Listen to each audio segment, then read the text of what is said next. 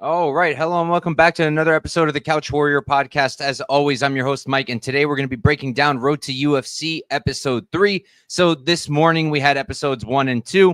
I was only able to put out a video for episode 1, but if you're in the Dub Club, you did end up getting notes for every single fight, I believe every single fight for 1 and 2, or almost all of them. And I had bets on both cards, both episode 1 and 2. And we'll go over the bets real quick. Then we'll jump into episode 3. I do not know if I'm going to have the time to put out an episode for a video for episode 4, which is also tomorrow morning. I'm going to be taping it after this. I haven't really gotten to tape episode 4 yet. That's going to be next. And if I do put out a video, that'll be awesome. But if I'm not able to, again, my notes, my breakdowns, and all my bets, you get those through my Dub Club. Link in the description of the video. Use Couch Warrior Pod for the promo code. That'll get you 20% off for your first month, and you should be good to go.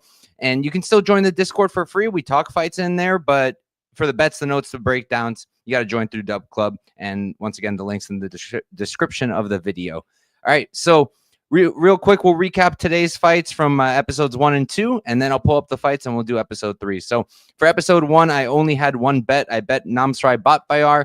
I didn't really expect him to get a knockout, but he was fighting super aggressive, got that finish, cashed the plus 140 for 1.4 units profit. And then I had a small bet on the Indian fellow who was fighting Agulali. Agulali destroyed him. Then I had Chang Min Yoon for minus 125 to win 1 unit. That cashed. He won 30-27 on 2 scorecards, but it was a split because the other judge gave it 29-28 to the other guy.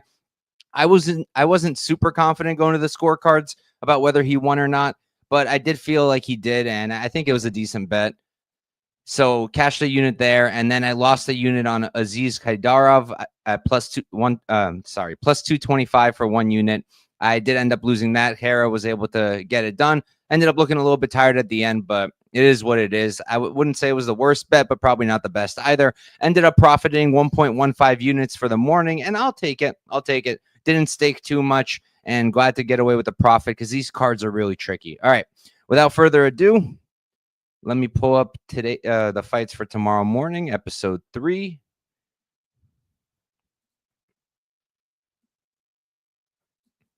All right, here we go. First fight of the night. We've got Shogo Sato versus Kitt Campbell. Sato, he's going to be 5-0 undefeated. He's 31 years old, 5'7". Now he's 5'7" at welterweight, and we don't have his reach. Kitt Campbell on the other side, he's going to be 14-7-0, 30 years old, so he's 1 year younger. He's going to be, I believe it's, hold on, 5 inches. He's 7 inches taller, and I assume he's going to have a reach advantage. If you saw face-offs, so face-offs aren't on YouTube like they always are for UFC. You have to go and actually look on Instagram. And what I've been doing is, like, if it's a Japanese fighter that I'm trying to get my eyes on, or their opponent's Japanese, you go to UFC Japan, their Instagram, and they're going to have those face-offs. UFC Korea, they'll have the Korean fighters and so on. So I've been able to find most of the face-offs. And for this one, I mean, it was crazy. Sato is tiny. He's tiny. He's not big at all. And it's like, it's comparable to pretty much any Torres Finney face-off, like against, I'm blanking on the names, Cam Rowston, for example. Comparable to that. But Torres Finney, at least, is huge. You know, he's a tank. Sato's not a tank. This guy could probably make 145. I don't know why he's fighting at 170. I don't have any idea. He's not big. He's not thick. He's just small. He's just a small guy. And we don't have a lot of tape on him. So I don't understand why people are running. I'm seeing people excited to bet him against Kitt Campbell as if Kitt's some kind of bum. Like, is Kitt a world beater? No. Will he be champ? No. But is he pretty good? Like, yeah, he's solid. He's serviceable. He's experienced. He's a good striker. He's got a lot of power. Again, we don't have a ton of tape, but like, why are you getting hype about Sato? He's a 31-year-old, 5'7" welterweight. Like, if he was, and we don't have a lot of tape on him. If he was like 24 and we didn't have a lot of tape on him, I could kind of get past the size because, you know, maybe he's figuring it out. And these young guys, they improve fight to fight, and then they end up surprising us at times like Road to UFC. But I don't really expect that out of him personally. And like I said, not a ton of tape, mostly highlight videos. You can go on his Instagram. There's clips. You got to go look through it. But from what I see, this dude's striking is literally him just standing there, waiting. And then when he decides it's time to go, he just explodes in and he starts just throwing big shots. Like, he's fun, he's exciting, he's definitely a fun fighter. He's there to fight, but the striking, it's literally in bursts. These flurries. He's extremely easy to counter. He's super hittable. He's predictable. At range, he doesn't offer anything at all. And like the grappling, I haven't seen a lot of his grappling, but he doesn't really seem like much of a grappler. I think there was one fight. Now, I want to make sure I'm not mixing him up with somebody later on the card, but I think it was him where he like got a throw, and then the guy just rolled over and took his back. It just, nothing I saw on the tape impressed me at all. Nothing I saw made me think that he should be competitive with anybody like Kitt Campbell. And again, I don't think Kitt Campbell's the best in the world, but I think he's a solid fighter, and I just don't see that with Sato. He's just fun. He's beating up on low-level competition, sure, but I'm just not seeing many skills. Again, if you're betting either side, it's kind of a shot in the dark because there's not a ton of tape on Sato, but I'm honestly fine with Kitt Campbell plays at this number. Like, I really think he should be fine. I think he's going to knock out Sato. I think he's just way too big. He's way too big. He's going to give him problems at range. He's going to give him problems in the clinch. Where is Sato going to beat him? Outside, he can bonk him, I guess. I think Campbell's relatively durable, but I guess Sato can bonk him. But that's about it. And I don't think he's going to bonk him. I'm not sure what's going on here. I don't know, because this isn't even a tournament bout. It's not like, and I don't see why they would be pushing Kitt Campbell, but I don't see why they would be pushing a 31-year-old Sato either. So not sure what's going on here. I think Kitt gets it done. I think he knocks him out. We'll go with round 2. Let me catch up with the chat because there's some cool guys in here. Duo, what's up, Duo? Saying Shogo Sato's legs are insanely big. I didn't think so. Like, let me watch it again. Maybe I'm missing something. It was the UFC Japan Instagram. I wish I could pull it up for you guys, but I don't want to get in trouble with copyright and whatnot. I don't know how that works. But I can send the link in the chat. I think I can do that. Let me just find it first. Okay. I think it's this one.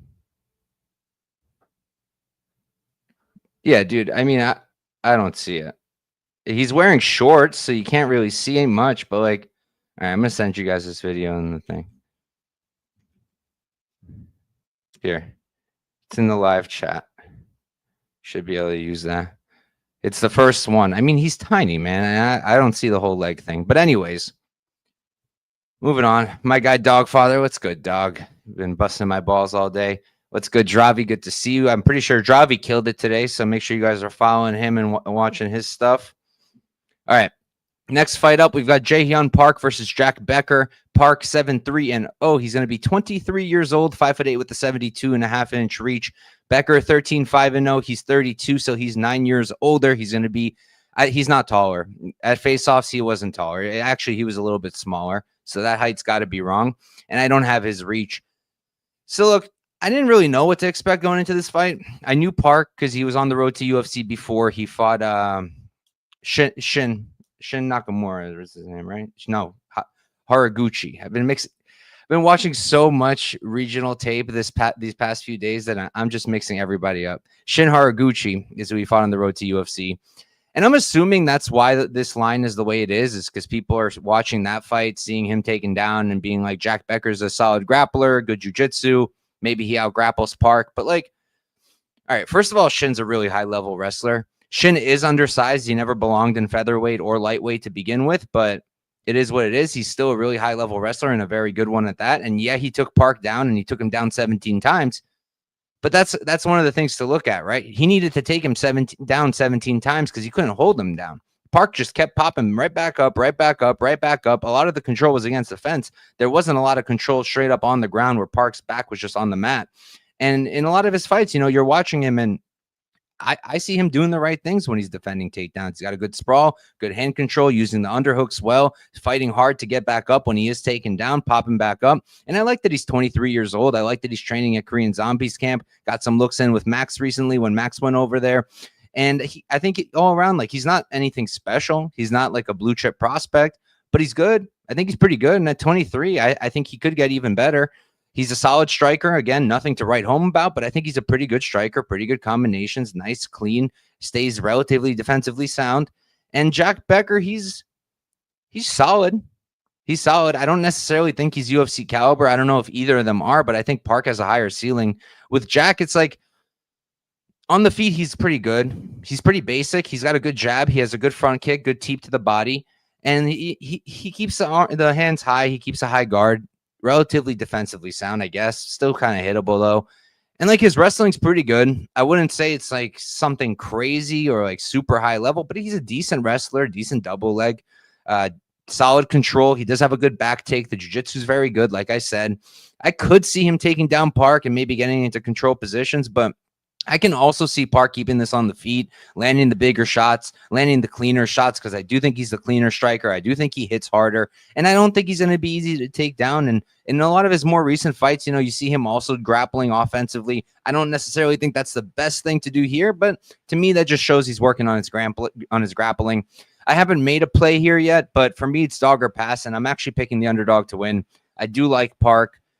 I think they're both solid. I think this fight probably plays out relatively close, and that's why for me it's dog or pass, and I rather go with the guy who I think is a better striker, hits harder, and has a higher ceiling, and is only 23 years old and improving. So that's where I'm at. We'll go with Park, and we can move on. Next up, we've got Kai Xiong versus Kuya Ito. Now, Kai, he's going to be 6'1" 27 years old, and he's going to be 5'5". Ito, 17-8-1. He's 28, so he's 1 year older, and he's going to be just about the same height on paper, but at face-offs, it did look like Kai was a little bit taller, just a little bit. For me, in this matchup, I like Kai. I actually like him quite a bit. I went into it thinking I probably wouldn't like anything, because I know Kai. I'm pretty familiar. I wasn't super familiar with Ito, but after I ran the tape, I was pretty interested in Kai, because with Ito, I'm not really quite sure what he's that good at. He's a decent minute winner on the feet. He's a serviceable, solid striker, decent combinations. He's pretty good boxing. His output's nothing to write home about, though, and he's pretty hittable. He's got decent leg kicks, but he doesn't really stand out to me on the feet or do anything that special. And then on the ground, I think he's horrible. His takedown defense is not good. He's getting taken down every single fight. And aside from getting taken down, like, you have to look at what he's actually doing, because maybe he's getting taken down by really good guys. He's not, but just maybe he is. And maybe you can still see good takedown defense from the things he's doing, but I don't. He's not looking for hand control. He's not going for underhooks. He's not doing any of the right things. In fact, he's doing all the things wrong. He had the guillotine against the last fella he fought. Pretty sure it was him, Toshinori. So Toshinori shoots, or was shooting, and Ito gets he's going for the guillotine.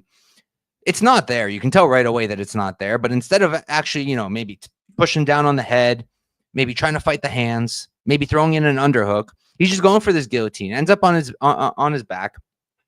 He continues to hold on to the guillotine, which once you're on the ground and your opponent's in control and you still have that, you're just opening yourself up to something like a head and arm choke.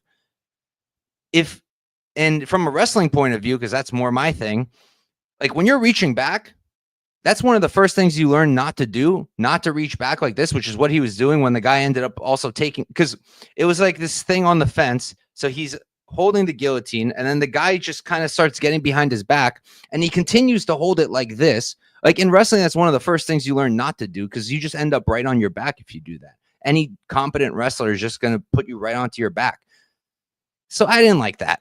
I didn't like the way that he just kind of lays on his back, just kind of plays off of his back, does not much, doesn't really work to get back up. I just didn't like his grappling at all.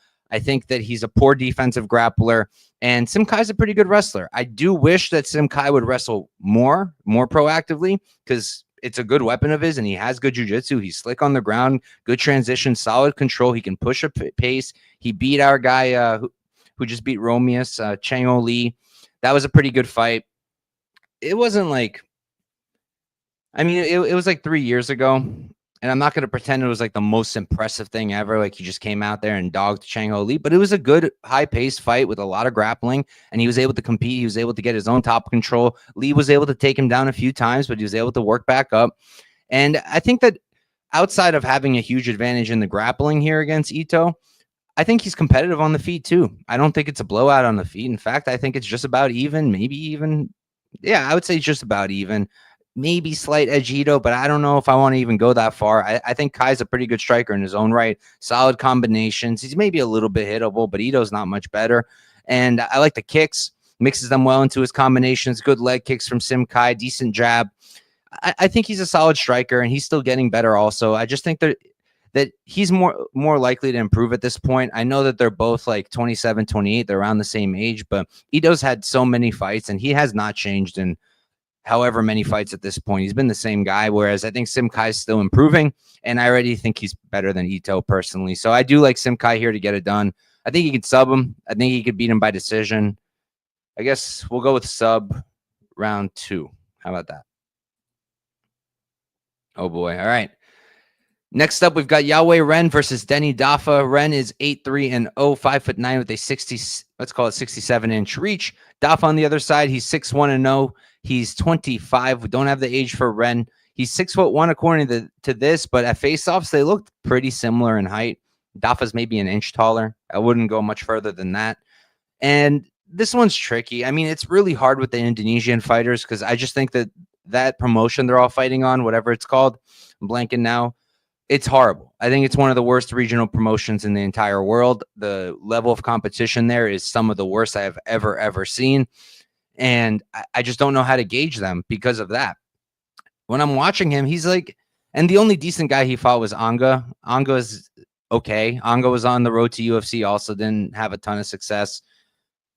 And it's like I'm watching him, and I don't know what to make of him. He's a walking meme, that's for sure, Daffa. He's very explosive, very powerful.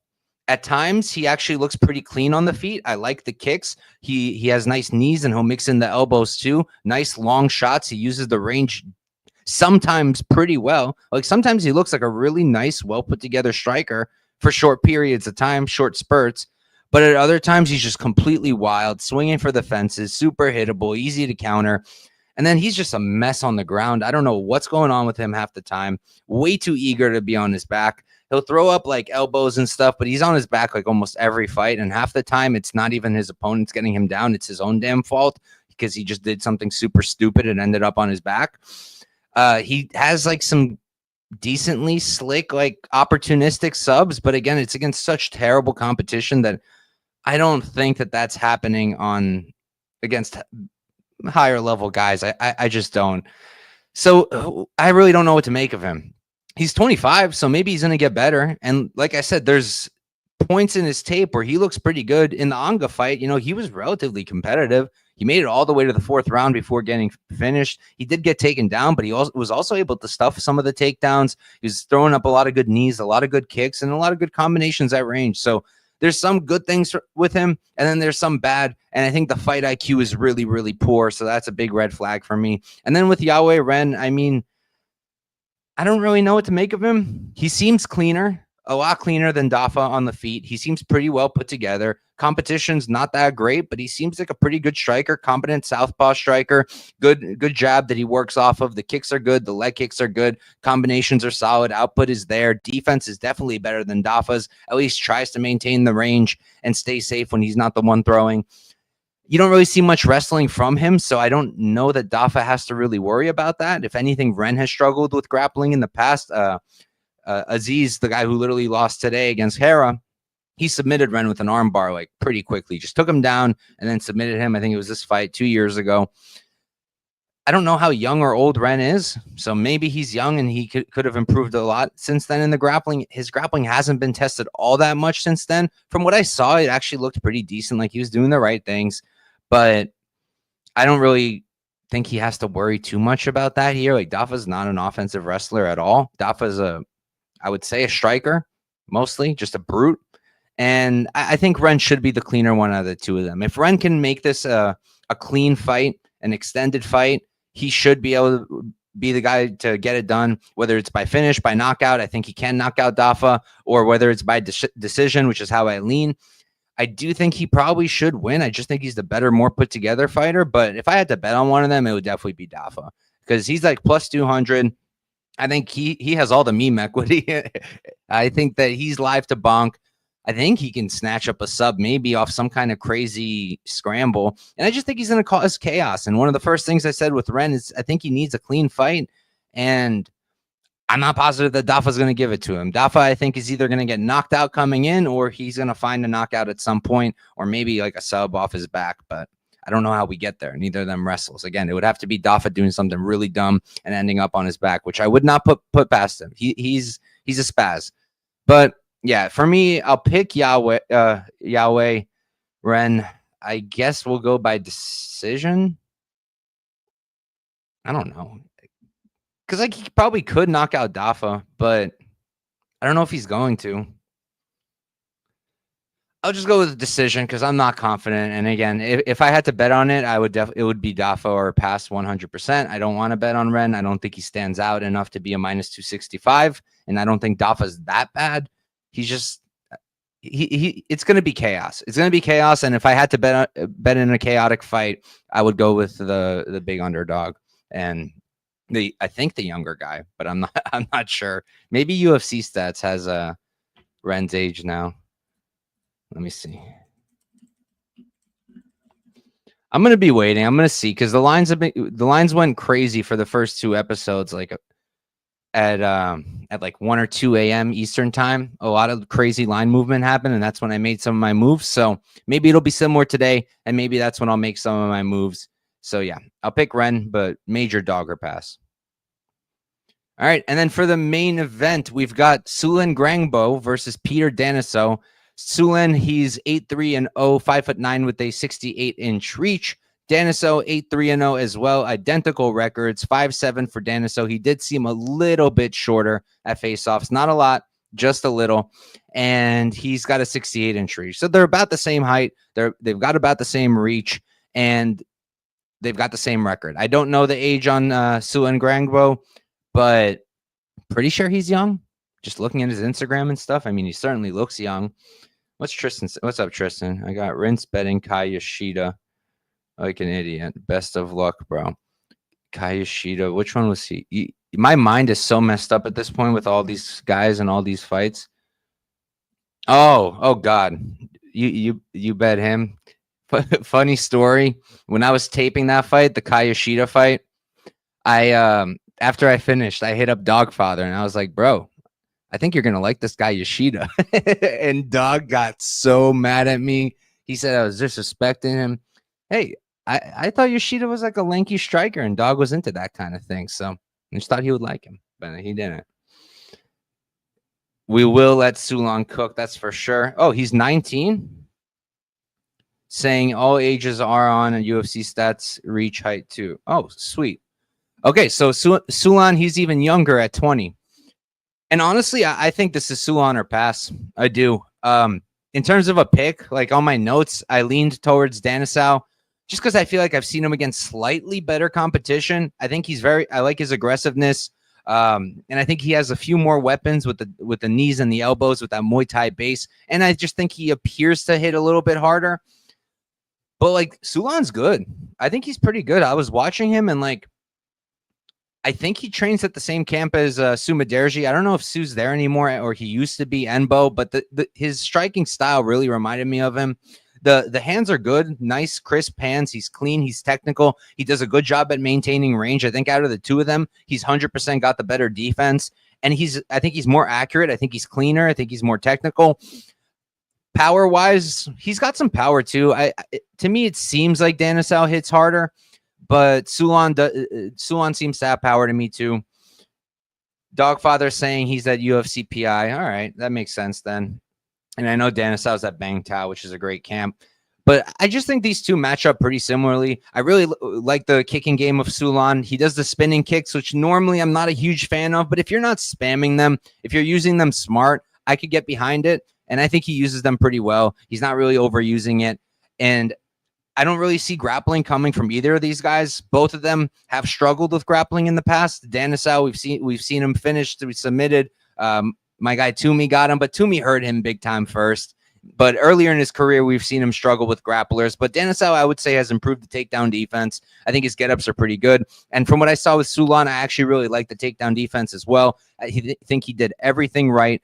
Quick sprawl, immediately fighting the hands, gets his back to the fence, uses his underhooks, does everything right. And now knowing that he's 19, almost 20, I can see it makes sense, the improvements I'm seeing fight to fight with him. I just feel like here, Danesoe might be landing the bigger shots, and he's probably going to be the one on the front foot, and he's probably a little bit more explosive. But Sulan's cleaner and more technical, and if he can maintain that range, like I said, he's got the better defense. He's good at keeping the distance when he's not the one throwing. And if he can do that, I can see him winning the minutes here. I can see him hurting Danesoe. I wouldn't be shocked if he was able to hurt him and knock him out in his own right. I lean towards him winning a decision if he does win. But yeah, I think this is a really good fight. And honestly, I don't think it should probably be like pick'em, something like that. Maybe slight favorite Danesoe. But the more I talk about it and the more I think about it, I don't even want to pick Danesoe anymore. I want to pick Sulan. So that's what I'm going to do. I'm going to change it on my notes as well. We're going to go with the 19-year-old Sulan. Think he's going to come in. Think he's going to show out.